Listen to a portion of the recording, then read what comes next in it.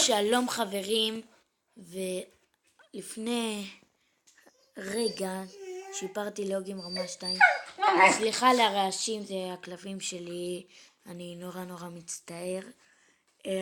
בואו אני אראה לכם את ההתקפה, הייתה התקפה נורא טובה.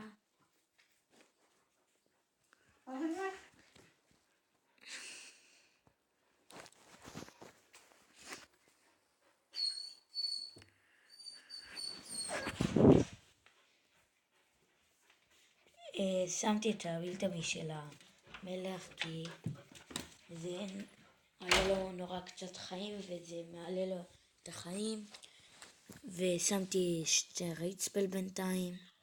הנה הדרקונים הלכו על המחסן דארק שזה נורא טוב.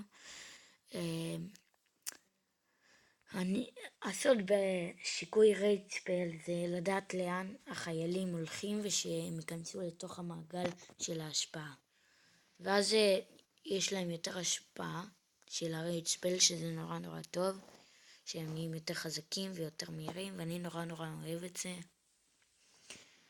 הנה המלך הרס את ה-Air Defense כמו שאתם רואים, ועכשיו אין עוד Air Defense שיפריעו לי. ואתם בטח אם הייתם ככה הייתם אומרים כבר יש שילוש, ובאמת עשיתי שילוש. הנה המלך על הקלן קסטל שמביא בונוס שהוא קיבל מוואר או מ5 כוכבים. בואו נראה את המשך של ההתקפה.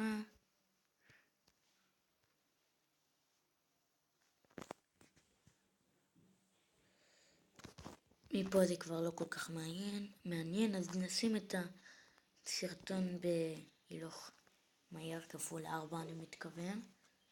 והנה רואים,